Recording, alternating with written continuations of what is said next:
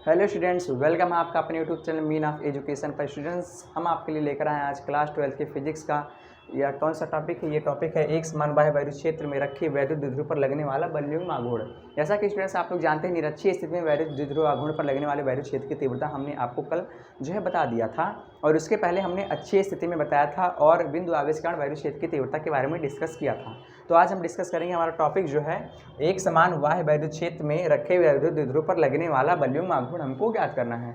और ये इस टॉपिक कह सकते हैं, ये आपका जो चैप्टर 1 है इसका ये लास्ट टॉपिक कह सकते हैं। कुछ बुक्स में उसको एनसीईआरटी है, उसमें आपका जो गॉस के परिमेय है उसको एक ही में मतलब सम्मिलित करके रखा है। और जो कुछ बुक्स हैं यहाँ पे, जैसे कि अरिहंत की बुक्स हो गई, तो अरिहंत के बुक में क्या है कि यहाँ तक ही उस जो लेसन जो चैप्टर 1 है वहाँ यहाँ तक ही रखा है। ठीक है, तो चलिए देखते हैं, हम एनसीईआरटी के हिसाब से पढ़ेंगे तो हमारा अगला टॉपिक हो सकता है। इसे हम कहते हैं लेसन जो आपका फर्स्ट है वैद्युत आवेश का क्षेत्र कह सकते हैं, वहाँ से आपके जो कह सकते हैं वो खत्म हो जाएगा उसका सिलेबस। यानी कि जो लेसन फर्स्ट है उसका सिलेबस कल से खत्म, लेसन सेकंड हमारा चैप्टर जो सेकंड है वो हमारा स्टार्ट होगा। ठीक है, चलिए देखते हैं हमारा क्या है कि एक समान बाह्य वैद्युत क्षेत्र में रखे द्विध्रुव क्या है, एक समान बाह्य वैद्युत क्षेत्र में रखे द्विध्रुव पर लगने वाला बलयुग्म आघूर्ण हमको ज्ञात करना है, जिसको हम टाउ से डिनोट करते हैं। किससे डिनोट करते हैं? जिसको हम टाउ से डिनोट करते हैं स्टूडेंट्स। तो हमको क्या करना है कि एक समान बाह्य वैद्युत क्षेत्र में ज्ञात करना है। तो सबसे पहले हमने क्या किया है, जो एरो है, ये जो तीर है, ये किसे डिनोट कर रही है? ई, यानी कि वैद्युत क्षेत्र की तीव्रता को डिनोट कर रही है, वैद्युत क्षेत्र की तीव्रता को डिनोट कर रही है। ठीक है, और इसी में हमने क्या ले लिया है, एक द्विध्रुव हमने ले लिया है। क्या ले लिया हमने? द्विध्रुव ले लिया है, और द्विध्रुव पर ही हमें ज्ञात करना है बलयुग्म आघूर्ण। बलयुग्म युग्म मतलब क्या होता है? जोड़ा, और बल मतलब आपको तो पता है बल होता है, बल बराबर होता है क्या? कार्य गुणा विस्थापन होता है। यानी कि हमको क्या ज्ञात करना है इसमें कुछ, यानी कि इसमें कार्य कुछ करना पड़ेगा और कुछ विस्थापन होगा। क्या? इसमें कुछ कार्य होगा और कुछ विस्थापन होगा। विस्थापन का क्या मतलब कि जैसे कि ये रखा हुआ है, विस्थापन का मतलब ये हो गया कि इसमें कुछ ना कुछ कह सकते हैं, इस पर एक फोर्स वर्क करेगा आपका इसकी दिशा में, और इस पर कुछ फोर्स वर्क करेगा इसकी दिशा में, दोनों पर कार्य करेंगे, मतलब बल कार्य करेंगे। इस पर कौन सा बल कार्य करेगा? इस पर बल आपका कार्य करेगा। इस पर देखिए प्लस की आवश्यक कार्य करेगा, तो ये हो जाएगा F इज इक्वल टू हो जाएगा E इंटू क्यू हो जाएगा। अभी कुछ लोग सोच रहे होंगे कि E इंटू जो क्यू है ये कहाँ से आया। चलिए हम आपको बता रहे हैं, और इस पर क्या हो जाएगा पहले बल देख लेते हैं, फिर आपको बता रहे हैं कि E इंटू क्यू आया कहाँ से। ठीक है, इस पर कहाँ ये हो जाएगा माइनस के आवश्यक बल हो जाएगा। तो क्या है, ये इसका जो परिमाण है तो समान है, किंतु जो चिन्ह है वो विपरीत है। इसके लिए इस पर जो बल हो जाएगा वो नेगेटिव बल हो जाएगा, यानी कि माइनस का E इंटू क्यू हो जाएगा। ठीक है, चलिए अब देख लेते हैं कि ये आपका E इंटू क्यू आया कहाँ से। तो हमने आपको पढ़ाया वैद्युत क्षेत्र की तीव्रता, हमने आपको पढ़ाया है वैद्युत क्षेत्र की तीव्रता क्या होता है, E इज इक्वल टू क्या होता है, F अपॉन क्यू होता है। E is equal to F upon Q होता है। तो हमको यहाँ से क्या करता है, हमने यहाँ से क्या ज्ञात करना है, हमको यहाँ से बल यानी कि फोर्स हमको निकालना है। ठीक है, तो फोर्स अगर हम निकालते हैं तो ये देखिए क्या हो जाएगा, ये इज इक्वल टू में E इंटू क्यू हो जाएगा। तो यहीं से हमने F is equal to E into Q लिखा है। पॉजिटिव आप लिखे या लिखिए, पॉजिटिव है। ठीक है, चार्ज अगर लगाना चाहे तो आप लगा भी सकते हैं, चाहे तो आप लगा भी सकते हैं पॉजिटिव का मार्क, और ना चाहे तो मतलब ना चाहे तो नहीं लगा सकते हैं। ठीक है, पॉजिटिव वो आपका है ही। ठीक, चलिए इतना आपने देख लिया है ये कहाँ से आता है। ठीक है, चलिए इतना आपको समझ में आ गया ना कि कहाँ से आया है। अगर आपको अभी भी समझ में नहीं आता है तो हमने बहुत ही अच्छे तरीके से आपको पार्ट 2 में अच्छे से पढ़ाया है, आप जाके वहाँ से अच्छे तरीके से वैद्युत क्षेत्र की तीव्रता के बारे में अच्छे तरीके से आप समझ सकते हैं। चलिए देखते हैं इसका डेरिवेशन कैसे होता है। पहले हम देख लेते हैं, पहले हमको रचना है। रचना में हमने क्या लिखना है, रचना में सबसे पहले लिखना है कि मानव वायु निर्मात में जहाँ पर वैद्युत क्षेत्र की तीव्रता स्थित है, ये क्या है, वैद्युत क्षेत्र की तीव्रता स्थित है। ठीक है, वैद्युत क्षेत्र की तीव्रता स्थित है एक द्विध्रुव, ये क्या है, ये एक द्विध्रुव है। द्विध्रुव कौन सा है, ए और बी, द्विध्रुव ए बी स्थित है, जिस पर क्रमशः माइनस क्यू तथा प्लस क्यू आवेश जो है वितरित है, माइनस क्यू तथा प्लस क्यू आवेश स्थित है, वितरित कह सकते हैं। इनके मध्य की दूरी कितनी है, इनके मध्य की दूरी 2l है। अतः तीव्रता के कारण वैद्युत क्षेत्र पर लगने वाला बल, यानी जो ये तीव्रता है इस पर लगने वाला बलयुग्म आघूर्ण क्या हो जाएगा, देखिए ये बल is equal to E into Q plus में, और ये F is equal to minus में हो जाएगा ये वाला बल। ठीक है, चलिए अब बलयुग्म आघूर्ण हमको ज्ञात करना है। तो बलयुग्म आघूर्ण आपने पढ़ा होगा कि बलयुग्म यानी कि जो बल आघूर्ण होता है, बल आघूर्ण को हम टाउ से डिनोट करते हैं। तो टाउ इज इक्वल टू क्या होता है, टाउ इज इक्वल टू आपने पढ़ा होगा क्लास 11 में, आपने पढ़ा होगा जब बीमीय सूत्र आपने ज्ञात करा होगा तब पढ़ा होगा कि बल गुणे क्या होता है, ये होता है बल, और ये गुणे क्या होता है, ये दो बल लग रहे हैं, यानी कि दोनों बलों की क्रिया रेखा के मध्य लगने वाली लंबवत दूरी क्या हो जाएगा, दोनों बलों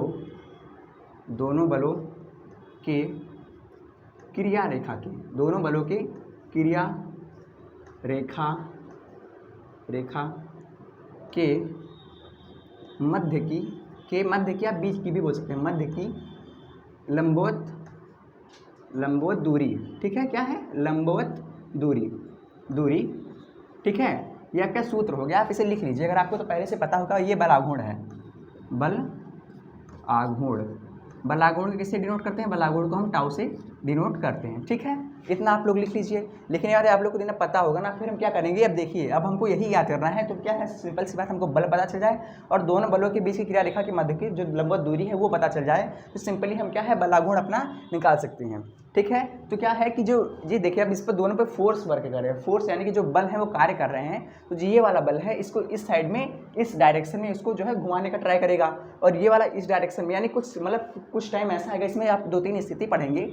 पहली क्या, ये 90 अंश पे रहेगा, ठीक है, 90 अंश पे, देन इसके बाद ये थोड़ा सा फोर्स लगाएगा तो ये रोटेट होगा, ये क्या होगा, रोटेट होगा, ये क्या होगा, रोटेट होगा, ठीक है। और कुछ टाइम से ये सिमिलर हो जाएगा, इसी के बराबर 180 अंश में हो जाएगा, तो अभी हम आगे आपको बताएंगे। चलिए सबसे पहले हम देख लेते हैं। चलिए अब हमको क्या है, ये हमको ज्ञात करना है, ठीक है। तो आपने साइन थीटा बराबर यहाँ पे देखिए, हमने साइन थीटा यहाँ पर क्यों लेंगे, साइन थीटा क्यों लेंगे, क्योंकि हमने आपको कल बताया है, इधर कोण बन रहा है, देखिए इधर ये कोण बन रहा है, इधर कोण बन रहा है, तो इधर क्या हो जाएगा, कॉस हो जाएगा, बट यहाँ पर हम कॉस नहीं लेंगे। क्यों नहीं लेंगे, क्योंकि यहाँ पर हम कॉस, देखिए वेरिएशन की तीव्रता हमको ज्ञात करना है और लंबवत हमको ज्ञात करना है, यानी कि हमको ये वाली दूरी चाहिए, इसीलिए हम कॉस नहीं ले रहे हैं। अगर हमको ये वाला चाहिए होता तो हम यहाँ पर कॉस लेते, ठीक है।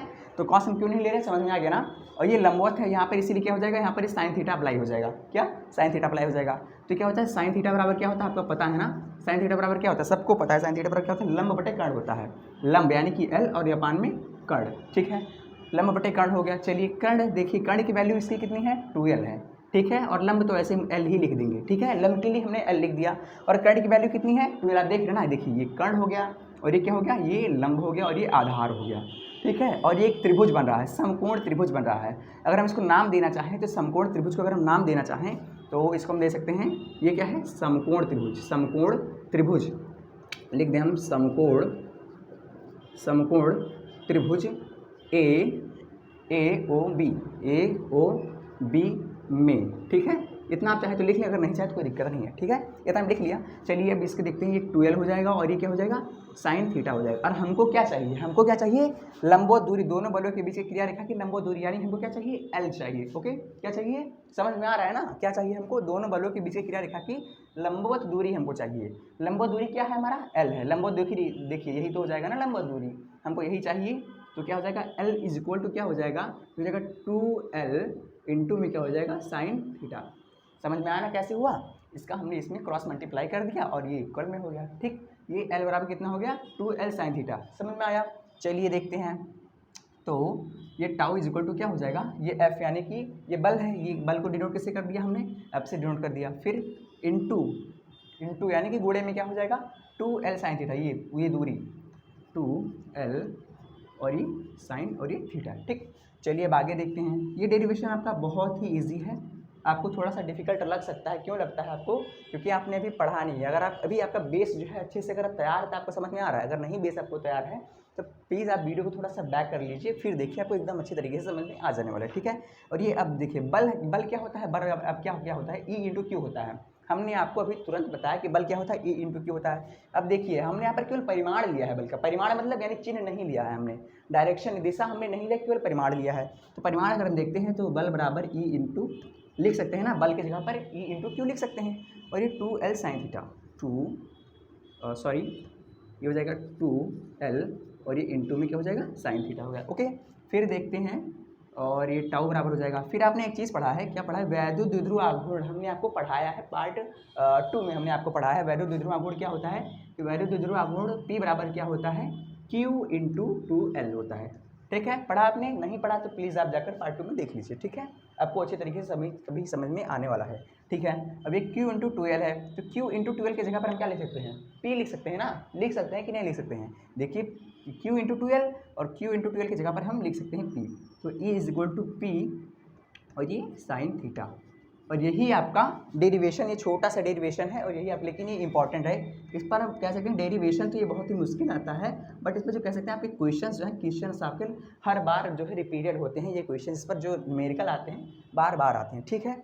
और इसमें क्या है, कुछ स्थिति हैं, स्थिति कह सकते हैं कि मतलब कि जो देखिए अभी तो ये लंबवत डायरेक्शन में है, फिर अगर हम जो इसका जो कह सकते हैं अगर ये सिमिलर यानी कि जब इसका जो पोजीशन हो जाएगा, ये जो आपका द्विध्रुव है डायपोल है, इसका जो पोजीशन हो जाएगा अगर वो जीरो हो जाए, साइन जीरो हो जाए, तो क्या करेंगे, अगर ये ऐसे हो जाए जैसे कि ये है, इसको हम ऐसे रोटेट कर दें, फुल रोटेट कर दें, ये इस स्थिति में हो जाएगा ना, इसके लंबवत हो जाएगा, इसके बराबर में हो जाएगा, तब देखते हैं इसका क्या होने वाला है। तो हम पहले लिखेंगे, इसको हम थोड़ा इरेज कर रहे हैं यहाँ पे, इसको हम थोड़ा इरेज कर रहे हैं, चलिए देख लीजिए, आपने इतना नोट कर लीजिए, आप देखिए स्क्रीनशॉट आप करना चाहें तो स्क्रीनशॉट कर लीजिए, लिख रहे हैं साथ में, बहुत अच्छी बात है। चलिए इसको हम इरेज कर रहे हैं, देन इसके बाद में हम देखेंगे, अभी हमारा देखिए मेन जो है ये हमारा निकल चुका है, अब हम देखेंगे इसमें स्थिति हैं, 2-3 स्थिति हैं, तो हम कह सकते हैं ये फर्स्ट हमारा स्थिति जो है स्थिति नंबर फर्स्ट हो गया। स्थिति नंबर फर्स्ट में आपका क्या होने वाला है स्टूडेंट, तो हम पहले करेंगे क्या, जो साइन है, साइन की वैल्यू हम जीरो ले लेंगे। देखिए सूत्र हमारा क्या निकला है, टाउ इज इक्वल टू टॉ, इसे टा भी बोलते हैं, टा भी बोलते हैं और टाउ भी बोलते हैं बहुत लोग, ठीक है। तो आप जो मन चाहें वो बोल सकते हैं, जो आपको अच्छा लगे वो आप बोल सकते हैं, ठीक है। Tau is equal to E P और ये क्या है, साइन थीटा, यही तो हमने भी निकाला है, ई पी साइन थीटा हमने निकाला है। अब हमने क्या बात किया है कि साइन थीटा की वैल्यू हम जीरो रख देते हैं, तो आप सभी को पता है साइन जीरो की वैल्यू कितनी होती है, साइन जीरो अंश का मान कितना होता है, साइन आप पहले जीरो रख लीजिए, साइन जीरो अंश, ठीक है।